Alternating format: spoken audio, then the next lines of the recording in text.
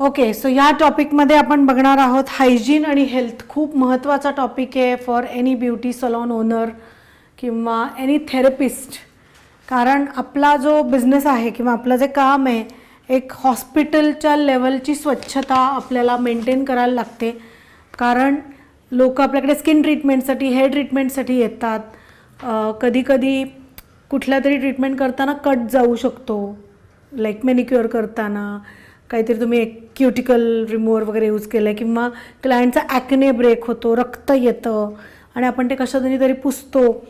So खूप सारे जे डिसीजेस आहेत लाईक HIV, हिपॅटायटिस, हे रक्तातनं ट्रान्सफर होणार आहेत, even HIV. So in salon आता इंटरनॅशनली अंडरआर्म्स करताना सुद्धा ग्लव्ज वापरले जातात, बिकॉज अंडरआर्म टेंड टू ब्लीड, अंडरआर्म्समधून रक्त येतं. आणि तुमचा जर क्लायंट HIV बाधित असेल आणि तुमच्या हाताला कुठेतरी कट गेला आहे आणि ते जर रक्त तुमच्या स्किनवर आलं आणि ते कुठेतरी बाय चान्स बॉडीमध्ये गेलं, तर यू आर प्रोन, म्हणजे लगेच होणार नाही पण you might catch HIV also. So international स्टँडर्ड्सप्रमाणे जर बघितलं तर इंडियामध्ये आपण एवढे स्टँडर्ड्स फॉलो करत नाही. तुम्ही जर स्टरलायझेशन सॅनिटेशनचा माझा सिडेस्कोचं सर्टिफिकेशन केलं असेल तर हा अभ्यास इन डिटेल तुमचा झाला असेल. स्टरलायझेशन अँड सॅनिटेशनचं ह्याच्याबद्दल थोडी माहिती देते. हे सिडेस्कोचं फ्री सर्टिफिकेशन आहे. कोविड टाईम्समध्ये लोकांना फ्री सर्टिफिकेशन, याची चौकशी स्टाफकडे करा. तुम्हाला अकॅडमीचं स्टाफ, टीचर्स सांगतील. याची लेक्चर्स रेकॉर्डेड आहेत. तुम्हाला लेक्चर्स ऐकायची आहेत, नोट्स वाचायच्या आहेत आणि ऑनलाईन एक्झाम आहे टिक मार्कची. You don't have to answer. तुम्हाला काही इंग्लिशमध्ये आन्सर्स द्यायची नाही आहेत, आन्सर्स लिहायची नाही आहेत इन डेप्थ. ओके, सो तुम्हाला फक्त टिक मार्क, एक क्वेश्चन असतो आणि त्याला ABC असं दिलेलं असतं आणि तुम्हाला टिक करायचे जे आन्सर्स राईट आहेत ते. ओके, अशा टाईपची परीक्षा आहे. ऑनलाईन आहे 100%. ह्याचा क्लास 100% ऑनलाईन आहे आणि हा आम्ही कोविड टाईम्समध्ये फ्री घेतला आहे. आपल्या इथे जवळजवळ 500 ते 600 लोकांनी, सलॉन ओनर्सनी सॅनिटेशनचं सर्टिफिकेट घेऊन ते त्यांच्या सलॉन्समध्ये लावलेलं आहे. कारण कोविडमध्ये सिच्युएशन अशी होती की सलॉन्सना ओपन व्हायला अलाउड नव्हतं. 18 महिने, जवळजवळ 18-19 महिने सलॉन्स बंद होती, तिन्ही लॉकडाऊनला. तर सगळ्यांचा खूप लॉस झाला होता. क्लायंटचा विश्वास बसत नव्हता सलॉनमध्ये येण्यासाठी. सो त्याच्यासाठी सिडेस्कोनी हे ओपन केलं होतं सर्टिफिकेशन आणि ह्याचा भरपूर लोकांना फायदा झाला टू अंडरस्टँड की काय लेवलला क्लिनलीनेस, हायजीन तुमच्या सलॉन्समध्ये पाहिजे. ओके, सो आता आपला हा टॉपिक खूप छोटासा आहे. जर तुम्ही सॅनिटेशनचं सर्टिफिकेशन केलं तर इट्स बेस्ट, कारण तुम्ही भरपूर त्याच्यात शिकाल. Okay, so I just rubbing this. Extra इन्फॉर्मेशनसाठी स्टाफशी बोला.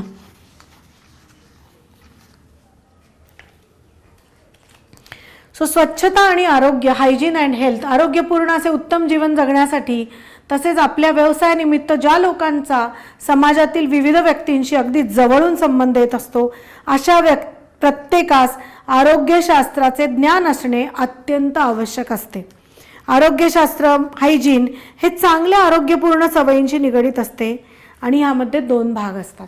सो हायजीन काय आहे तर आरोग्यपूर्ण सवयी ज्या आपल्याला आपल्या घरातले, आपला स्टाफ, आपलं क्लायंट आणि आपला वर्क एरिया, इथे आपल्याला हे फॉलो करायचे. तर काय आहेत 2 प्रकार हायजीनचे. तर एक खाजगी स्वच्छता म्हणजे पर्सनल हायजीन, आणि एक आहे पब्लिक हायजीन, म्हणजे आपण पब्लिकमध्ये जी स्वच्छता ठेवतो ते. Okay, so what is that? खाजगी स्वच्छता म्हणजे काय? पर्सनल हायजीनमध्ये काय काय येतं बघूयात आपण.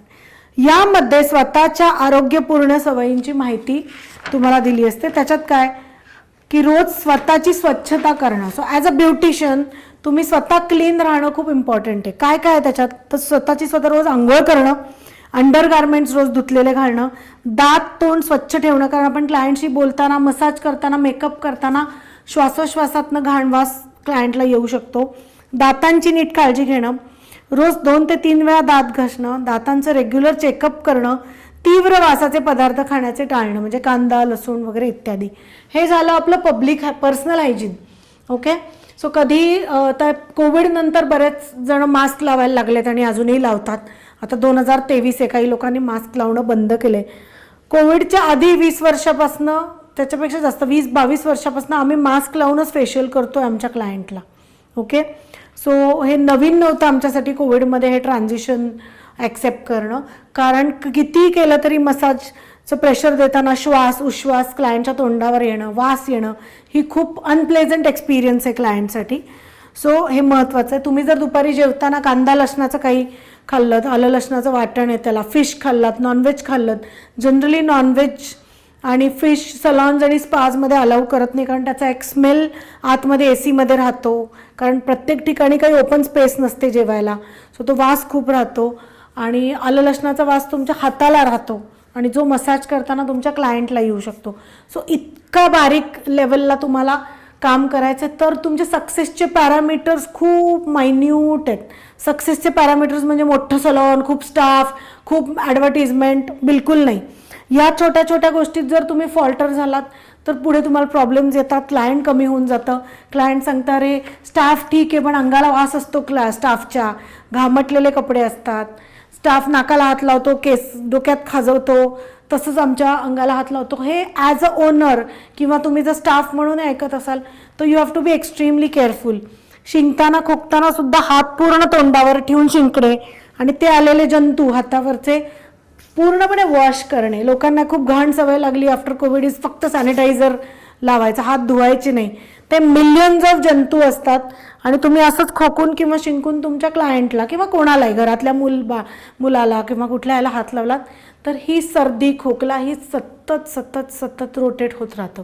Okay, so thanks to Covid आणि करोना की ज्यांनी लोकांना स्वच्छता शिकवली, हात धुवायला शिकवलं. पण बिलीव्ह मी, हे आम्ही 26 वर्ष, मी या प्रोफेशनमध्ये 88ला आईनी सलॉन सुरू केलं तेव्हापासून आम्ही हे स्ट्रिक्टली फॉलो करतो आहे. ओके, सो तुम्ही जेव्हा ABTC सिडेस्को एक्झाम्स देता, बाय चान्स तुम्ही जर स्क्रॅच केलं डोकं किंवा क्लायंटच्या केसांना हात लावला, you have to immediately sanitise your hands. आणि हे एक्झाम्ससाठी कोविडमुळे नवीन नाही, हे वर्षानुवर्ष 75 वर्ष सिडेस्को आहे, गेली 30 वर्ष ABTC आहे, दिस इज फॉलोड. सॅनिटायझर्स पण आहेत तेव्हापासून. हे तुमच्यासाठी जे नवीन लोक आहेत त्या प्रोफेशनमध्ये किंवा एखादा नवीन माणूस जर हे लेक्चर ऐकत असेल तर त्यांच्यासाठी नवीन आहेत. Otherwise this hygiene is followed for years. Okay, तर हे झालं तुमचं स्वच्छतेचं. खूप वेळेला काम करताना पण आपल्याला शिंक येते, खोकला येतो, तर लांब जाऊन हे करायचं आहे. क्लायंटच्या तोंडावर बाजूला नुसतं असं शिंकायचं नाही आहे, because you are putting up germs in the air. Okay, आणि चांगलं क्लायंट, तुम्हाला एक स्टँडर्ड लेवलचं क्लायंट जर तुमच्याकडे यायला हवं असेल तर लोकांना हे आवडणार नाही. ओके, नेक्स्ट, रोज कमीत कमी 1 तास व्यायाम करणे. सो ॲज अ ब्युटिशियन तुम्हाला उभं राहून काम खूप आहे, खूप स्ट्रेनस जॉब आहे, तर वॉक करणं, योगा करणं, स्ट्रेचेस करणं किंवा जिम, कुठला तरी एक स्पोर्ट्स हे खेळणं तुम्हाला खूप महत्त्वाचं आहे. रोज समतोल आहार घेणं महत्त्वाचं आहे, म्हणजे चौरस आहार. तुमच्या आहारामध्ये सॅलड्स, डाळी, कडधान्य, कार्बोहायड्रेट्स, व्हिटॅमिन्स, ताक, कोशिंबिरी, पूर्ण दिवसभरात व्यवस्थित पाणी पोटात जाणं हे सगळं इम्पॉर्टंट आहे, कारण आपल्या कामाला ताकद खूप लागते, उभं खूप राहावं लागतं. तुम्ही एक रिबॉन्डिंग स्ट्रेटिंगचं क्लायंट घेतलं तर 6-6, 8-8, 10-10 तास तुम्हाला पूर्ण हातानी पायानी सगळीकडनं ताकद लावून काम करायला लागतं, कारण उभं राहायला सुद्धा तुमच्या पायामध्ये खूप ताकद पाहिजे. सो डाएट आणि एक्सरसाइज इज अ मस्ट. त्यानंतर नियमित मेडिकल चेकअप करणे.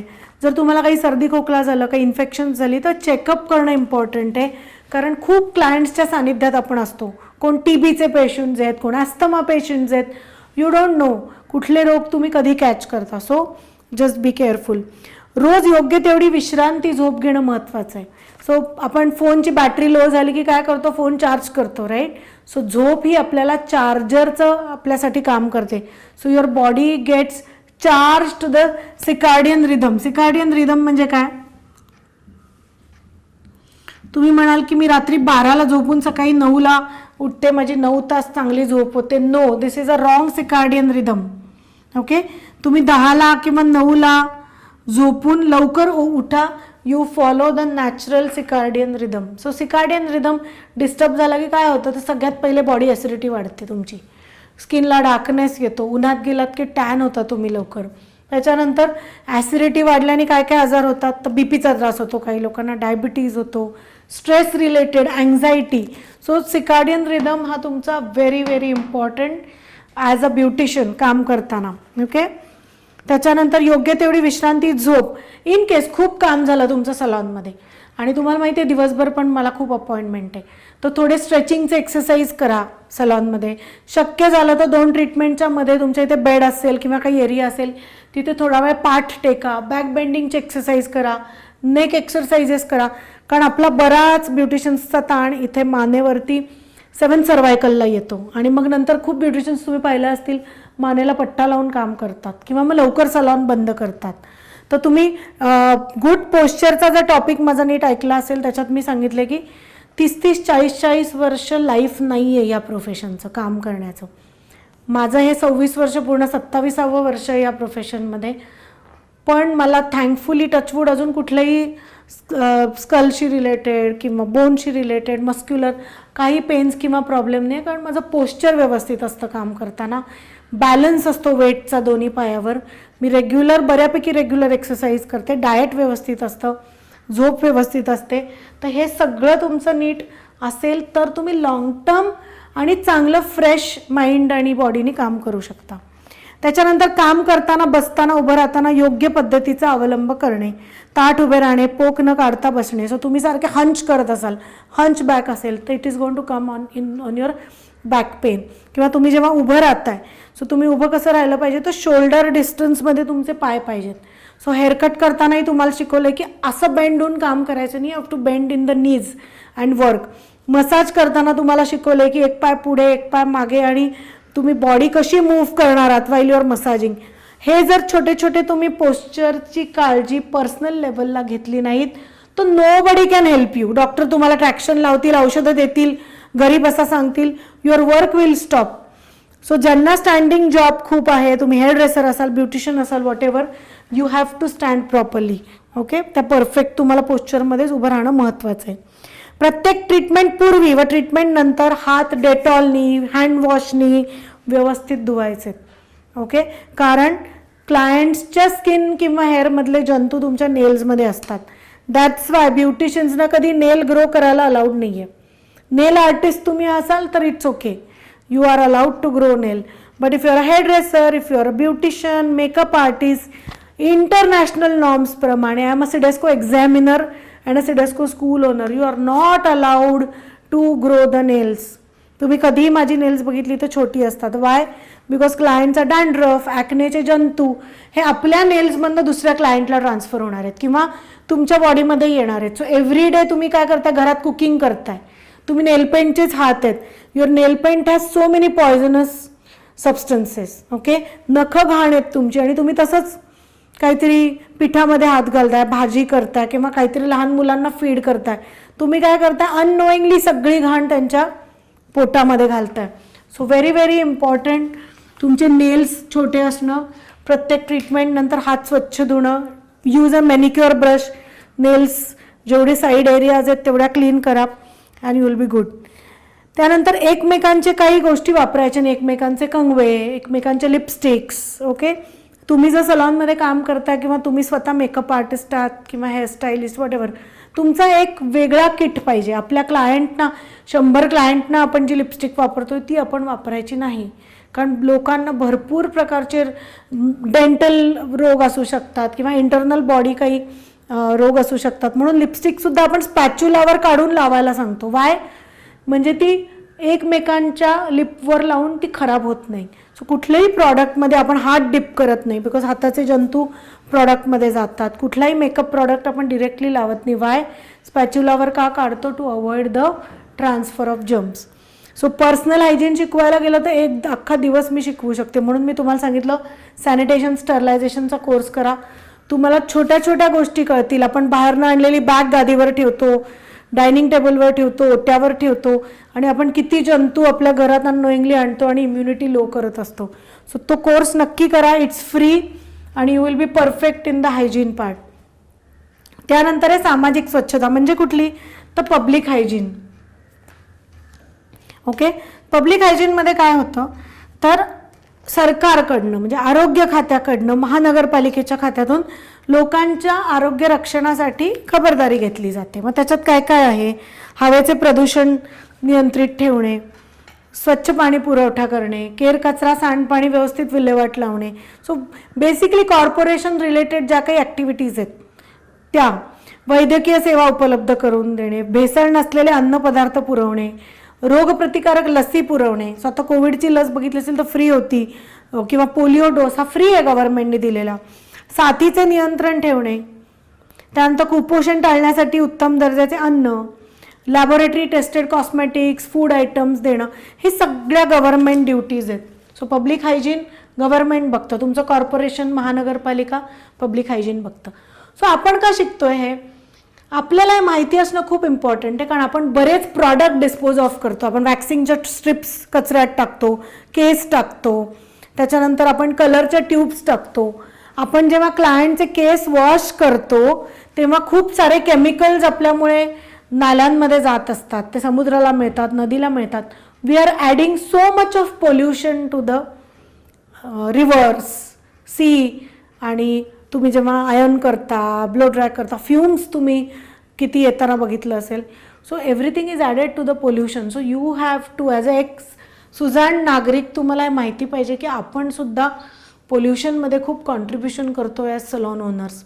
म्हणून मी काही लेक्चर्समध्ये हे सांगितलेलं आहे की खराब क्वालिटीचे प्रॉडक्ट्स जे क्लायंटच्या हेल्थसाठी, निसर्गासाठी पुढे जाऊन ते रिसायकल होणार नाहीत, don't use that, because unknowingly you are putting something bad in the nature which is not easy for nature to dispose of. Okay, असं बघितलं तर आपण काहीच करू शकणार नाही, कारण प्लास्टिक पण प्रॉब्लेम क्रिएट करतं, everything is creating a problem. But त्यातल्या त्यात what you can do best. तुम्ही कचरा सेपरेट आउट करून कॉर्पोरेशनला देऊ शकता का, जो बायोडिग्रेडेबल आणि जो नॉन बायोडिग्रेडेबल, एवढी तरी छोटी छोटी छोटी छोटी हेल्प आपण करू शकतो. शार्प ऑब्जेक्ट्स टाकताना आपण पॅक करून टाकू शकतो का. ब्लेड्स आहेत, स्टेपलर पिन्स आहेत, एखादा बल्ब फुटला, दिवा फुटला घरीसुद्धा, can you pack and put it. कारण आपण अजून इंडियात जिथे गाई म्हशी गुरं कचऱ्याच्या ह्याच्यात जाऊन खातात काहीतरी आणि त्यांच्या पोटातनं हा सगळा कचरा निघतो. Can we be little aware आणि responsible citizen of this country की आपण तो कचरा टाकताना पॅक करून टाकतोय. Even while disposing sanitary napkins, waxing strips, diapers लहान मुलांचे, can we be little conscious towards it. खूप इम्पॉर्टंट आहे हे प्रत्येकाने विचार करणं, आणि not just for your personal sake but even for public sense आणि as a total health of the fellow beings. Okay, so this was all about health and hygiene. खूप मोठा टॉपिक आहे, अनएंडिंग टॉपिक आहे, जितकं शिकाल तितकं डिटेलमध्ये, पण there has to be some baby step to start. That's why हा टॉपिक आपण बेसिक ब्युटी थेरपीमध्ये ॲड केला आहे. हा तुम्हाला ॲडव्हान्स, सिडेस्को, ABTC सगळ्या ह्याच्यात क्वेश्चन्स विचारले जातात. आणि डे टू डे लाईफमध्ये क्लायंट सलॉनमध्ये असू दे नाही तर नको, तुम्हाला हायजीन फॉलो करणं खूप इम्पॉर्टंट आहे. एखाद दिवशी क्लायंट नसला तरी आपण सलॉन स्वच्छ केलं नाही असं होत नाही. We have to take care of the area. So it is an integral part of this profession. So thank you for watching this, and I will see you in the next video.